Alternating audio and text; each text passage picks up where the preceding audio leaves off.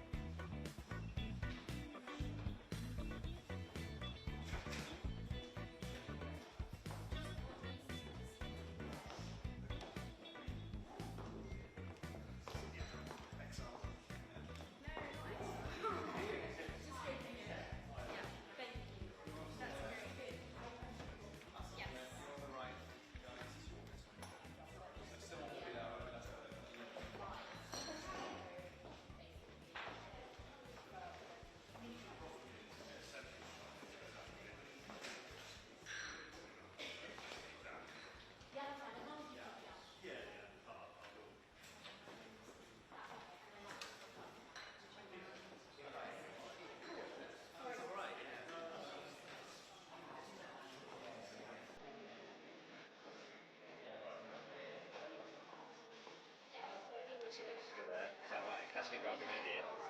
Tip it, get me round. Thank you.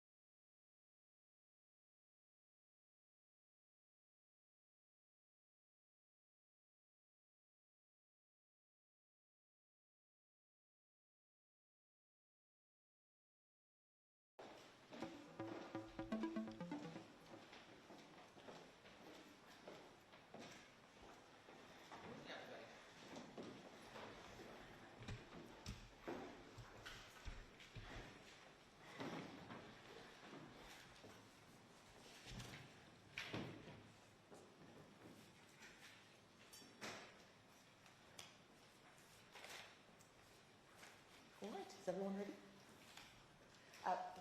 Good morning, and thank you all for being here today. It's been 6 months since the Prime Minister accepted the need to hold a grooming gangs inquiry. I believe that this issue needs a lot of political courage, which the government is currently lacking. Nothing has happened. 2 potential chairs have been rejected. Survivors have left the government's panel. Even yesterday, thanks to Robbie Moore, we found out that the government has failed to instruct police to protect key documents that would be absolutely crucial for a national inquiry. I believe that the survivors deserve more. I believe that they need a judge-led inquiry, not someone from an institution that has failed survivors before.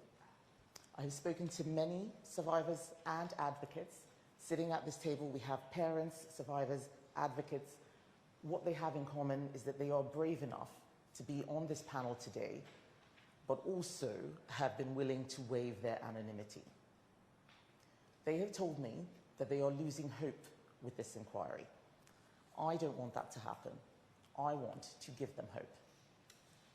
For years, they've had to endure unspeakable abuse. They were let down by countless people and institutions who were meant to protect them. Survivors have been consistently let down. They need politicians now to show courage to stand with them.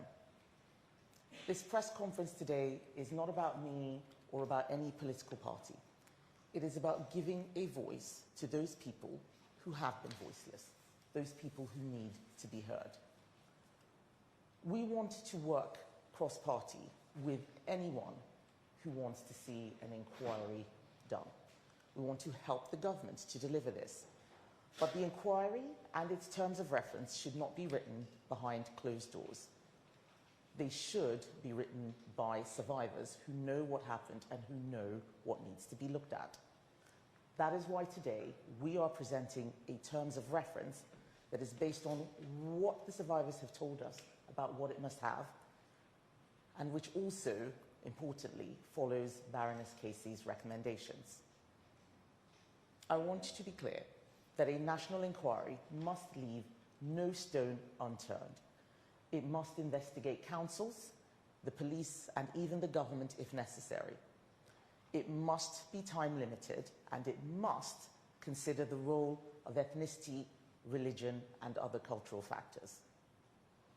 Baroness Casey's own report admitted that many of these cases are committed by people of Asian and Pakistani ethnicities. Her own report said that those who downplay the ethnicity of perpetrators are continuing to let down society, local communities, and victims. We agree. As I said, I have spoken to many survivors. We are speaking on their behalf.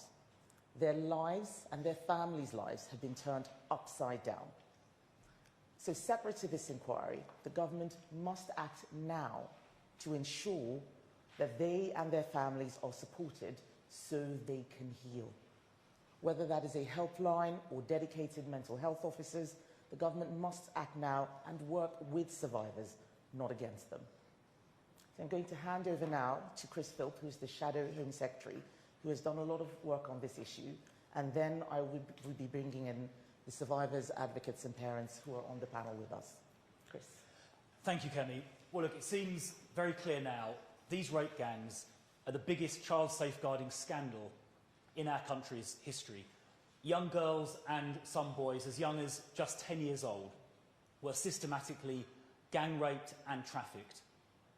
And because the perpetrators were mainly of Pakistani heritage, those in authority, the police, local councils, who should have protected these vulnerable young people, actively covered up these terrible crimes because they were more concerned about being accused of being racist than they were about protecting young girls and young boys.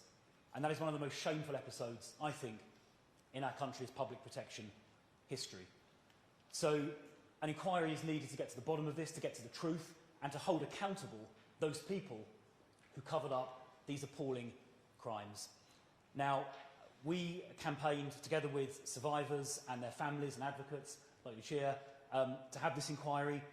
First of all, we were smeared as jumping on a far-right bandwagon, but eventually faced with a vote in Parliament, the government eventually agreed in June of this year.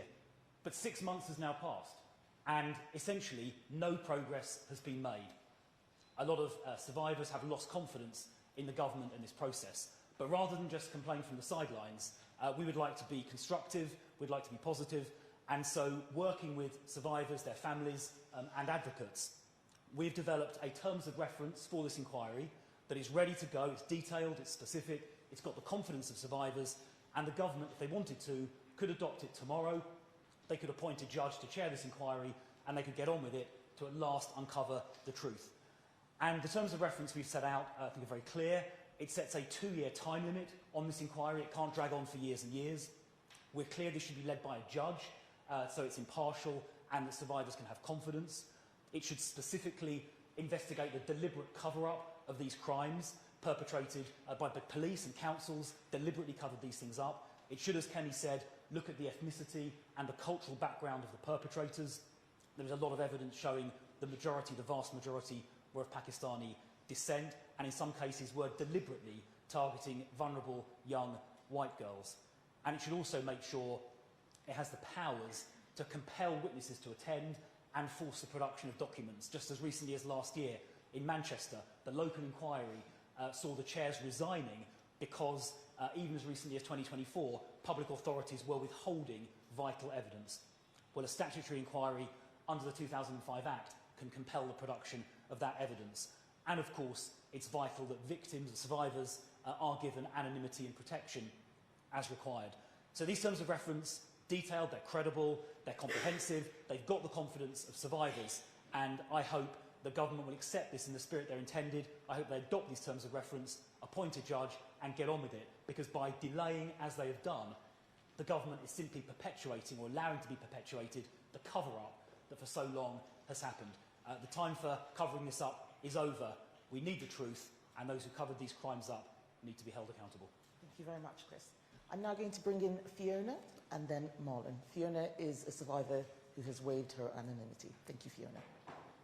I resigned from the survivor panel a few months ago over worries of not being listened to properly, over them already making decisions without actually listening to survivors' opinions and it feeling more like a box-ticking exercise. There was concerns over the scope being expanded and the inquiry not staying true to the actual issue. The issue is grooming gang survivors have been failed for decades now. To take the spotlight away from that issue is yet again failing survivors. The inquiry needs to stay laser focused and it needs to bring accountability and justice. There's also a real lack of support in place for these specific people who have been failed over and over again. We need to start rolling out support to start helping these survivors heal from what has gone on. This cannot wait until an inquiry is finished. It is so important to start fixing the effects that have been impacting people for decades and years. Their whole futures have been stripped away from them through failings when they were a child. I would really like to see the government start thinking about how they can start healing these people, supporting them and helping them move forward with their life while this inquiry is ongoing rather than waiting until the end. I would also encourage there to be no time scale on the amount on the period of time it looks at during the inquiry. I think it needs to follow where the evidence comes. Whoever comes forward, they need to be listened to. If they're a grooming gang survivor and they fit the criteria, no matter when it happened to them, it needs to be investigated so we can build up the full picture. Thank you very much, Fiona. Marlon? Hi. I guess from a parent of a survivor, this inquiry is once in a generation where we can actually make our children safe. So it has to be done properly. One of the things that I've been saying is, I do request Labour do this. It needs to be cross-party. There's no political points. It needs to be cross-party, and we all need to work together. What the grooming gangs have done to my daughter you know, she should be at university now, and she's not. She's quite unwell. She'll never, ever have the opportunities I had and yourselves. It really needs to change. So this inquiry is paramount. The other concern that I do have with grooming, there's no legal definition around grooming. Labour needs to start with a very, very clear definition around this subject. That's it from me.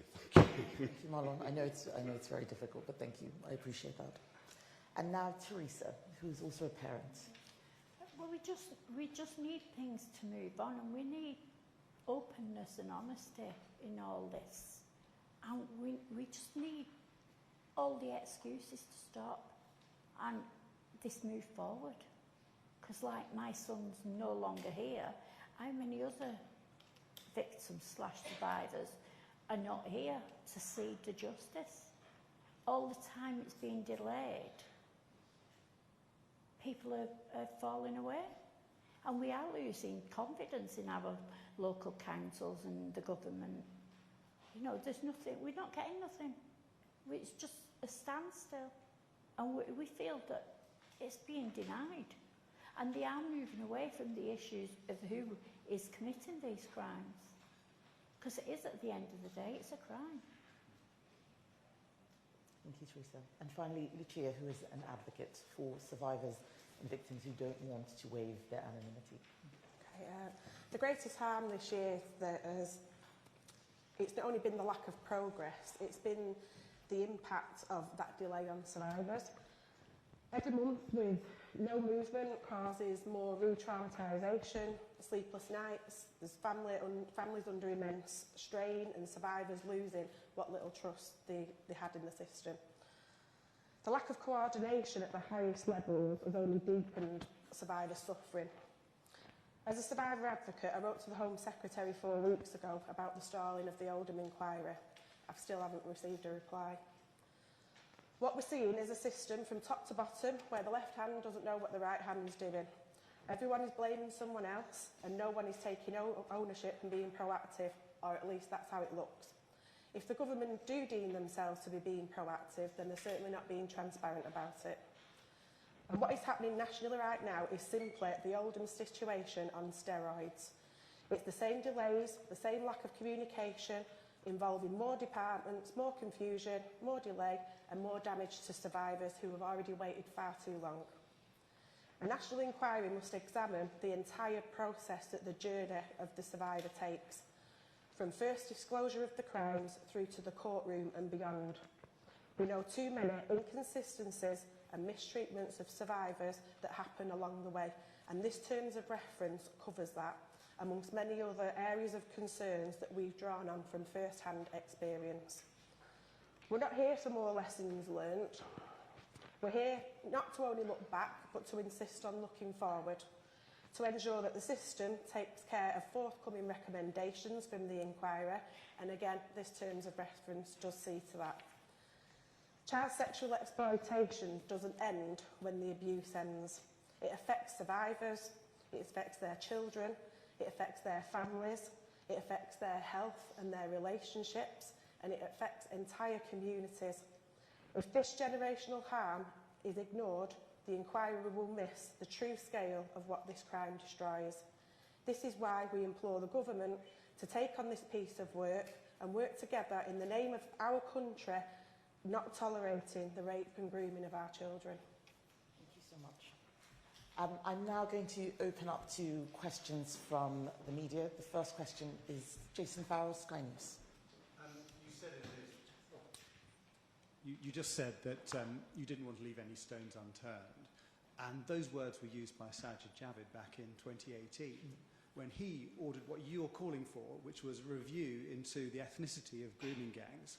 That found, 2 years later, that most of the perpetrators of group-based sexual abuse were white. But it also found a lack of data, and at that point Priti Patel said that you would, as your government, improve data gathering. Are you saying today that you actually failed in gathering data, improving the gathering of data, that inquiry was a whitewash, and that you did leave stones unturned when you were in government. What I'm saying is that despite a lot of work and a lot of effort, there is still more to be done. We are not in government anymore. Labour is in government. So we are asking them to do what we think needs to be done now. We had an inquiry. It took years. That was the ICSA inquiry. And that ended up having such a wide scope that it couldn't look into this issue, into the... If I may finish, it didn't look into this issue specifically. Widening the scope to all group-based child sexual abuse is not what we're talking about here. And it was because it was so widened that we didn't get to the nub of the issue. More and more has been done.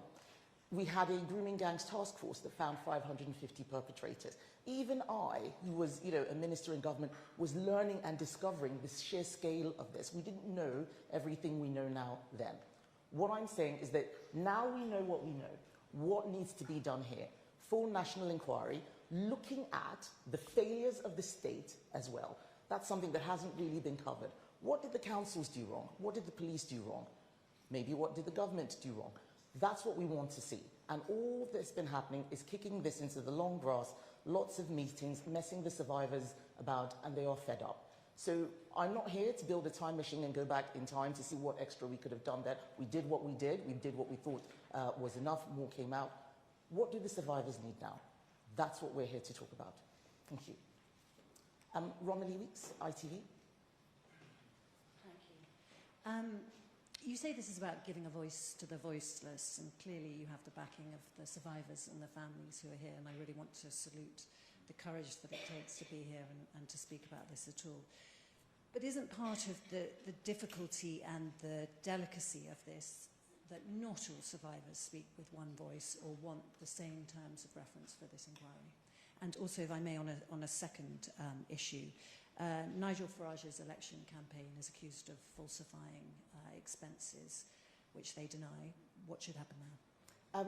So just on the second question, I think that the Electoral Commission should investigate if there is a case of election fraud and there's evidence. That's for the Electoral Commission to investigate. I'm not here to talk about Nigel Farage. I'm here to talk about the survivors and victims. And you are right, they don't all speak with one voice. But if people come to me and ask for help, then I will give them that help. And Fiona and Marlon can say more about where there are disagreements, but no one can deny that no national inquiry has happened, even though we've been calling for this for a year. Those are the facts. Is there anything you wanted to add to that? I think the vast majority of survivors want the same thing. There is slight differences between survivors, and everyone needs to be acknowledged and heard. I think that is extremely important. But besides that, the issue is the same. It was a systematic cover-up done by institutions that led to the mass rape and torture of children up and down this country that everyone turned a blind eye to. That's what we need to get to the bottom of, and even though everyone's experiences are slightly different and everyone's opinions are slightly different, that is what we need to get to the bottom of. Charlie Peters, GB News. Thank you. Kemi Badenoch, you said, opening your remarks, that 2 potential chairs had been rejected, actually withdrew, and at least one of them said that they had concerns about political point scoring and a lack of collaboration. Did the Conservatives reach out to any other parties before launching these terms of reference, and will you be engaging with other political parties to make this more of a collaborative effort, as Marlon West referred to just a moment ago? Well, I'd be interested to know which other political parties have shown any interest in this issue. I haven't heard the Lib Dems come out and say anything except make disparaging remarks. Labour are the government, we are the opposition, so we're doing our job. Plaid, SNP, Greens, no, they're not interested. The only Reform MP who was interested got kicked out of the party, that was Rupert Lowe. But we don't have time to sit down and argue about which party should be doing what. We are the opposition, we are doing our job. Survivors have come to us, we will speak for them. These people have decided to waive their anonymity. I think that that is important not to forget. What we want to do now is work with anyone who is interested in seeing a full national inquiry done to these terms of references, making sure that we don't just look at perpetrators, a lot of work has been done there, but also at the failures of the state. What I'm really worried about is that right now there may still be some girls who are still suffering, who are being groomed, and because we haven't got to the bottom of it or worked out where the state is failing, nothing's going to happen to rescue them. I don't want to see that. I want to see this come to an end. I would encourage any other party, though, that does want to be involved and work together with the Conservatives to reach out and for it to start becoming a collective where party politics is put aside and it's just the people that are representing this country all working together for the safety of children. Thank you. Lucia? From a local level in Oldham, from day one, I've always said there should be no colours with this. Political rosette should be removed.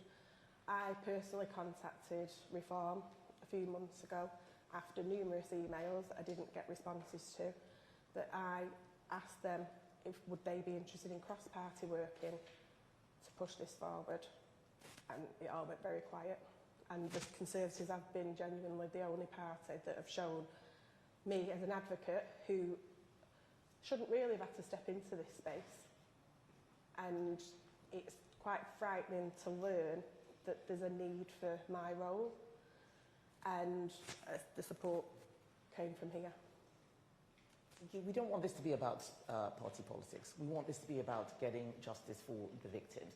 And the more people focus on, well, which party is doing what and why are you saying this, the less time is actually spent on the people whose voices need to be heard. Marlo? Just going back to what Kemi said about girls being groomed now, I can guarantee girls are being groomed now.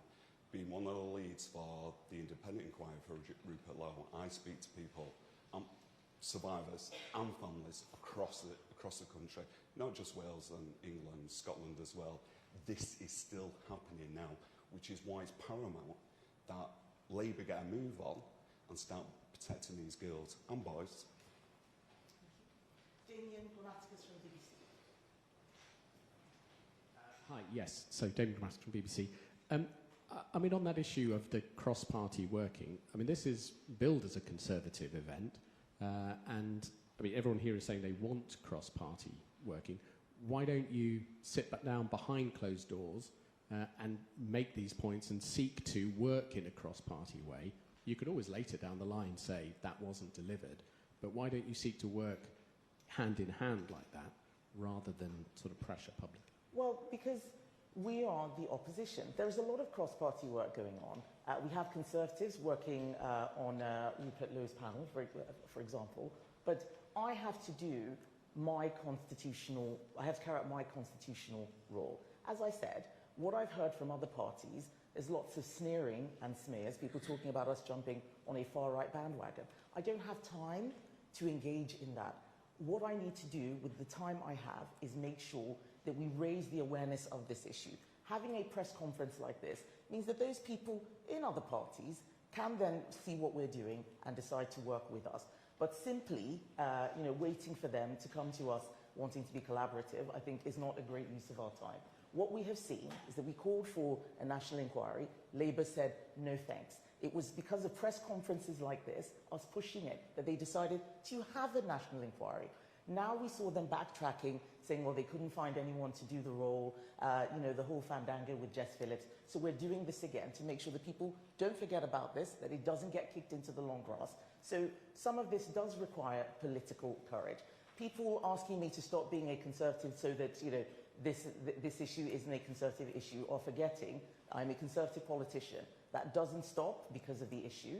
People who want to work with us will go to all other parties, but at the end of the day, we're the ones who've been responsive. If other people want to work with us, I think that's great, but this is not about me. This is the point I'm making. It's not about Chris. It is about the victims. Who is speaking out for them? Who is helping them? That's the key thing. And just to add to that, I mean, we are being constructive here. We've proposed a detailed set of terms of reference. We've gone through them with the survivors, the advocates, the families. This shows it can be done. The government has had 6 months to do this, and they haven't done it. And by publishing this today, we're showing it can be done. And, I mean, we'd really like it if the government just adopted this and got on with it. So we are trying to be constructive and positive by publishing this document today. Thank you. Martina Bett from The Sun. If Labour refuses to adopt your terms of references, would a future Conservative government launch a separate statutory inquiry, even if it means reopening the entire issue? Would that be in your manifesto, for instance?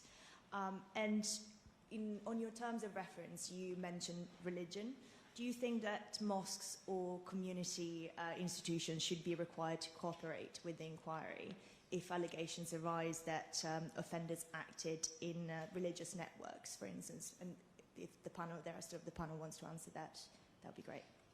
Well, I think that having a statutory national inquiry means that wherever the evidence goes, people can be compelled to provide evidence.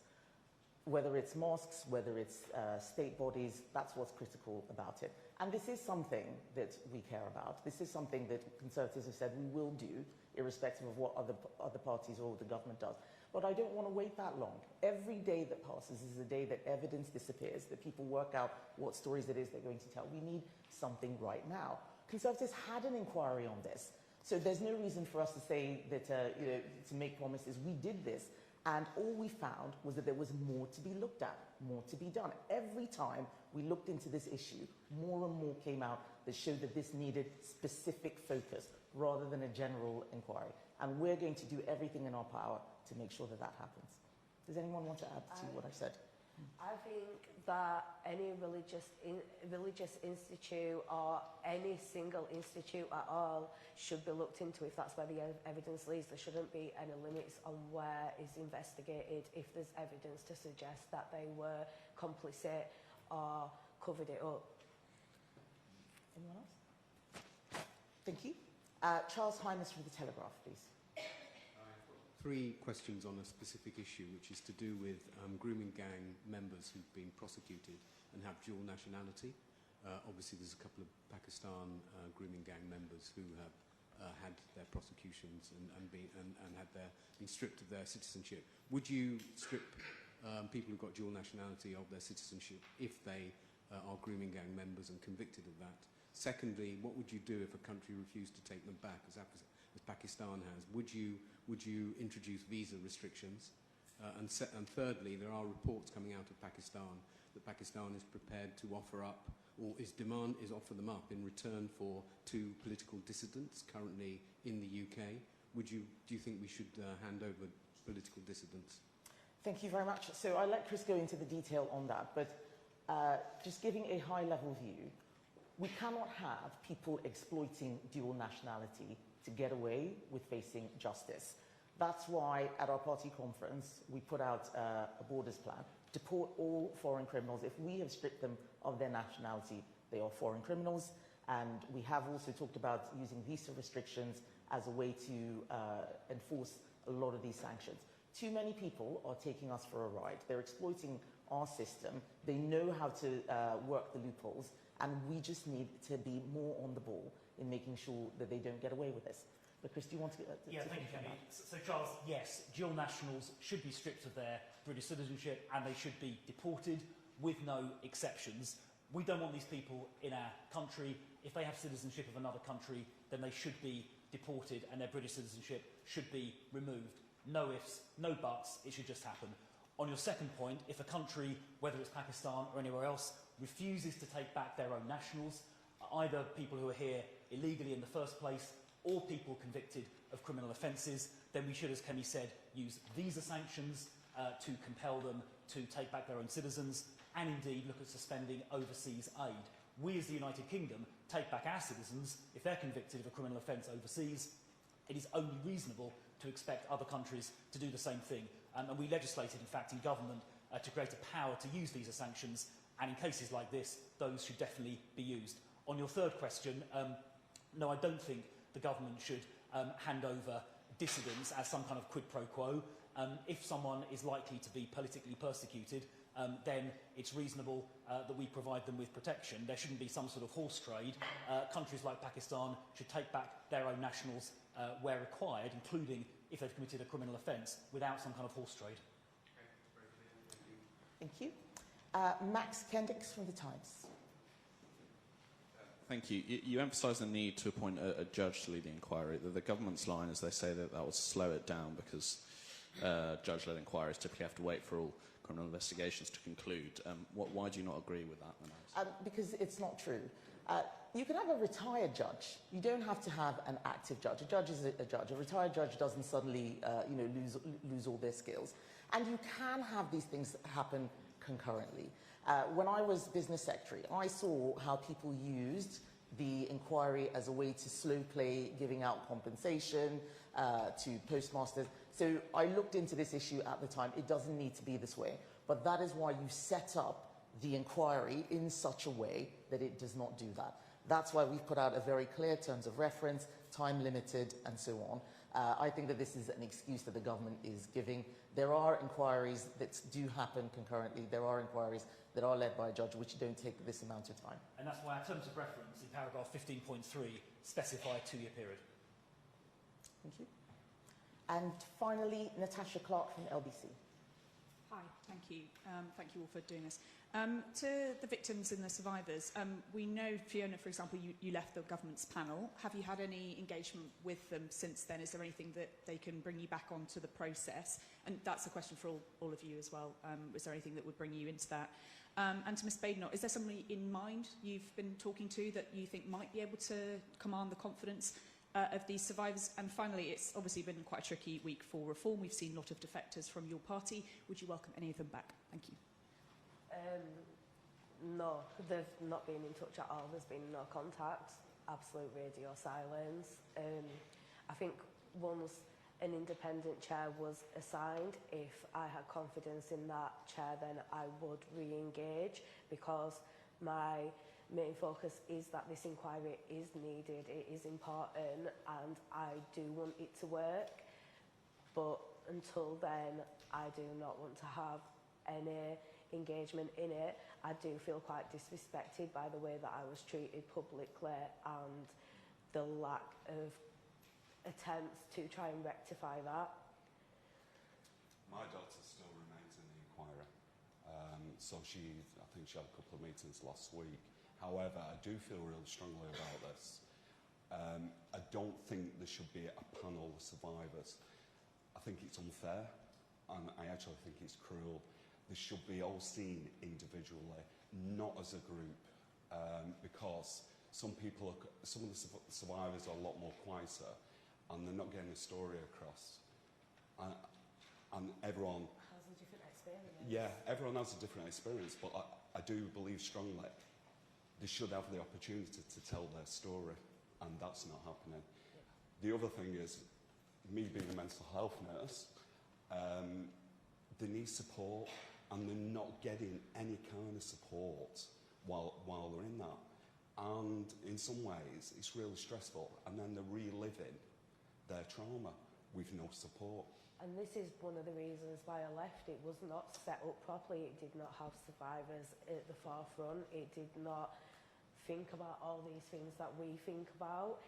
And then if you voice them, and I know multiple survivors left on the panel that have stayed on, they also voiced these concerns internally over and over again, but nothing changed. And I know a lot of them are feeling very let down. I chose not to be involved further for the simple fact that I didn't think it was beneficial to myself at the time. I didn't think I would have come out of that good. I do commend the people that decided to stay on. That is their decision, and they're entitled to do so. And I just think it really does need addressing on how this panel worked and how it would continue to work, and also not limiting the people that are getting heard just because I speak up publicly. I've been very public for a long time, but there's people that deserve to have their stories heard that are falling away into the background. There needs to be something put in place so they get listened to as well, and their opinions are taken on board. It can't just be centred around people that have been vocal. There's so many people across the country that have been through this. Lucia, Teresa, did you want to add anything to that? I feel that the people on the panel will be used as a scapegoat at the end of all this. Yeah. That's what I feel. And that's why they've only cherry-picked, no offence, Fiona, the people who they want on the panel. Well, they didn't want me on the panel. No. So, yeah, that would make sense. Yeah. But Jess Phillips has cherry-picked her people who she wanted. Now, why couldn't parents be on that panel? Because we've lived it firsthand alongside our children. We've seen it and we was able to do nothing about it. And we know as parents, you're out there to protect your children no matter what. So why weren't we allowed on that panel? And I think that's a really good point. As a parent, we're the ones who are dealing with social services. We're the ones dealing with police, with the NHS, and being treated appallingly. And yet, none of the carers or parents are part of this inquiry. Nobody's approached me or any other parents I know. Especially like with Teresa, whose son's not here to voice his own story. Why can't she represent him and his experience? It does seem very selective.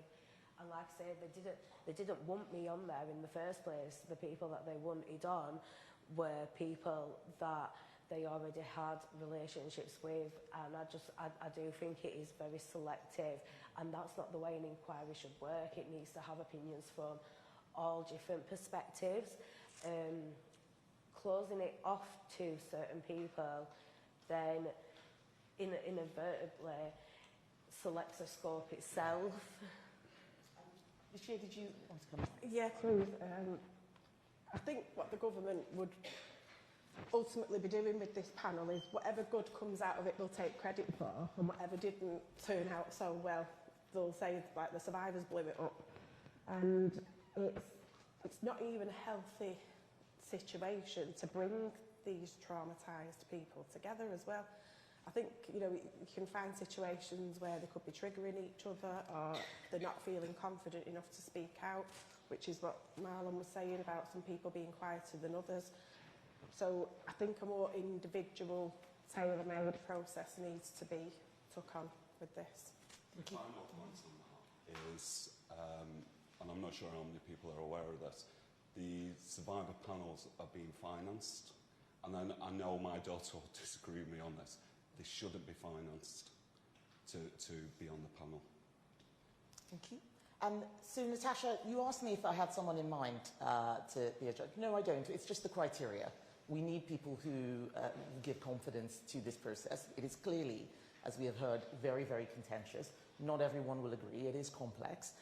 You asked the question about defectors and whether we would take them back. I think it's actually slightly relevant to what we're talking about today.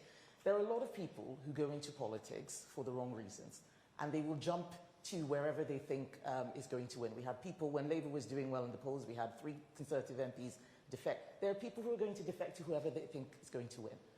We in the Conservative Party are not doing this just for winning. We are doing it because we believe in something. And those who believe in that thing stay in the party. We want to deliver public service, not personal promotion. And why this is relevant to what's happening here is it's actually very, very difficult to have people come out, waive their anonymity, say things that are not necessarily popular. I remember when people were talking about this and were dismissed as racist, they were sneered, and that wasn't just Conservative MPs, Labour MPs too. It is very, very hard to talk about this sort of stuff. So what we need is that the people who are going out there fighting for justice aren't then pilloried and attacked and their motivations constantly questioned. What we need is to give them space.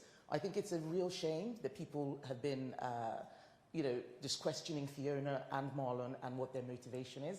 That is one of the reasons why people don't come out in the first place, because they're worried about how they will be treated. And the same thing goes for a lot of politicians too. It takes courage, and that's what we want to see. Let's have the courage to get this done, not about party politics, not about personal promotion. We have people here dealing with a very complex, very traumatic issue. They've waived their anonymity. What we want to see is the government back them and get this inquiry done to a specific terms of reference so that we can make sure that no child, now or in the future, ever has to deal with what the survivors dealt with over the last few decades. I experienced some horrible stuff after resigning from the panel. Some of the abuse that I received was absolutely atrocious accusations that I was putting other people's party politics before my own abuse. And I did get a lot of abuse from that, and the problem is I went into this with faith that this inquiry could be different, and the government had an opportunity to do something that no one else has ever done. They could have brought justice to thousands of people. I worked with them from June until I resigned. I had concerns. I tried dealing with it with them. I voiced them repeatedly to Jess Phillips and to other people. I got nowhere, so then I ended up having to resign because that was the only path that I could see for myself. I didn't do this for any other reason than what my own belief were. And I just wanted to put that out there because it has been quite horrendous, the amount of abuse that I've got from people that are Labour supporters or Green supporters and stuff like that. I was quite shocked actually, because I've always been quite an open book at working with anyone that will listen and will respect me. So I was quite disappointed yet again. Thank you, Fiona. Thank you very much. Thank you, Marlon, Teresa and Lucia. And thank you all for being here to hear their side of the story. Good afternoon, everyone, or good morning, everyone.